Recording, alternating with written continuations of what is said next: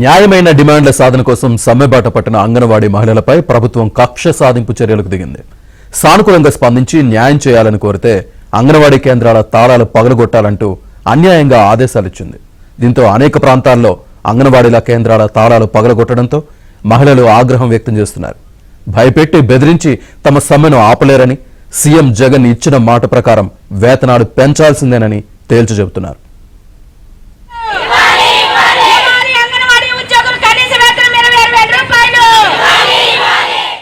ఎన్నికల సమయంలో ఓట్ల కోసం నోటికొచ్చిన హామీలిచ్చారు. అధికారంలోకి వచ్చాక హామీలు అమలు చేయని జగన్ ప్రభుత్వం నమ్మి ఓట్లేసిన ప్రజలను నట్టేట ముంచింది.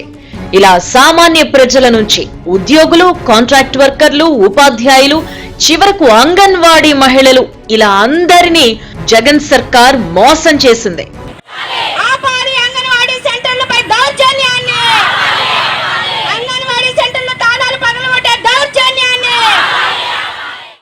జగన్ ఇచ్చిన హామీలు అమలు చేయాలని అడిగినా, రోడ్డెక్కి ఆందోళన చేసినా అంతే. వారిని టార్గెట్ చేసుకుని మరీ ఇబ్బందులు పెట్టడం పరిపాటిగా మారింది. పాలకులుగా సమస్యలను అర్థం చేసుకుని సానుకూలంగా స్పందించి పరిష్కరించాల్సి ఉండగా ఎదురుదాడి చేయడం, అవమానించటం, చివరకు కేసులు పెట్టి భయపెట్టడం, ఇది జగన్ మార్క్ పాలన.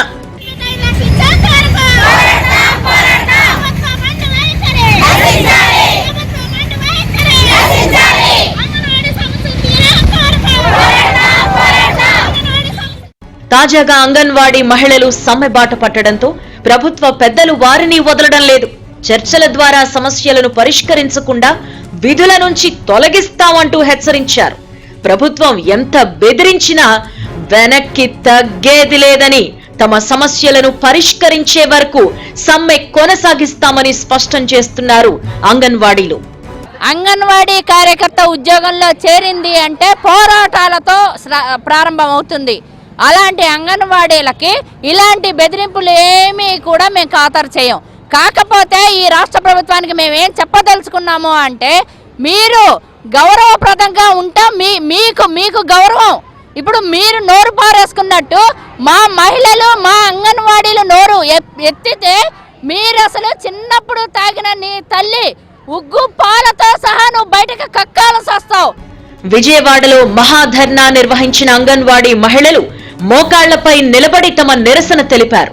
మరోవైపు అంగన్వాడీ కేంద్రాలకు వేసిన తాళాలు పగలగొట్టి సరుకులపై పంచనామా చేసి స్వాధీనం చేసుకోవాలని కలెక్టర్లకిచ్చిన ఆదేశాలు వివాదాస్పదంగా మారాయి. రూరల్, పట్టణ ప్రాంతాల్లో పలు చోట్ల అంగన్వాడీ కేంద్రాలను పగలగొట్టి మరీ కార్యకలాపాలు నిర్వహించారు. అంతటితో ఆగకుండా కొంతమంది అధికార పార్టీ ఎమ్మెల్యేలు అంగన్వాడీ మహిళలను దూషించటం, నోరు పారేసుకోవడంతో పాటు అసభ్యంగా మాట్లాడిన తీరుపైన అంగన్వాడీ మహిళలు ఆగ్రహం వ్యక్తం చేస్తున్నారు.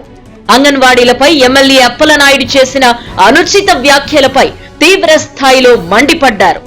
మీలాగా కోట్లు దోచుకుని మేడలు కట్టడం లేదు, మేం చేసే కాయ కష్టానికి తగిన ప్రతిఫలం మాత్రమే కోరుకుంటున్నాం అని స్పష్టం చేశారు.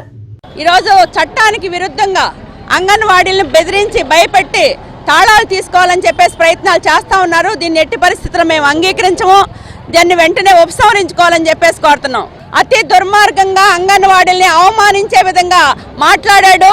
ఈరోజు అంగన్వాడీలకు కాదు నాయన బలిసింది.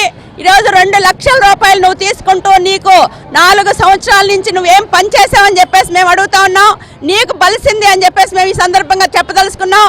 నీ ఒళ్ళు దగ్గర పెట్టుకొని ఈరోజు అంగన్వాడీల్ని మీద కూసిన కోత ఏదైతే ఉందో దాన్ని వెంటనే ఉపసంహరించుకోవాలని చెప్పేసి మేము డిమాండ్ చేస్తా ఉన్నాం. వేల కోట్లు దోచుకుంటున్నారు.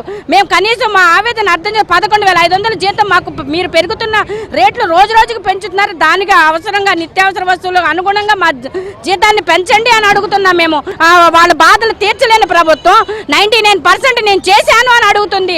అంటే ఏ విధంగా అనుకోవాలి? ఏ విధంగా సంక్షేమ పథకాలు అమలు చేసినట్టు ఈ రోజున ప్రతి ఒక్క కార్మికుడు కూడా రోడ్డు మీదకి వచ్చి ధర్నా చేస్తున్నాడు.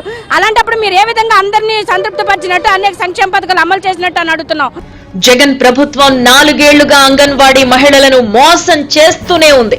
చంద్రబాబు హయాంలోనే అంగన్వాడీ జీతం 7,000 రూపాయల నుంచి 10,500 రూపాయలకు పెంచగా వైసీపీ ప్రభుత్వం వచ్చాక 1000 మాత్రమే పెంచి 11,500 రూపాయలు చేశారు అని, ఈ విషయంలో కూడా మోసం చేసేలా ప్రకటనలు ఇవ్వటం దుర్మార్గమని అంగన్వాడీ మహిళలు ఆగ్రహం వ్యక్తం చేస్తున్నారు.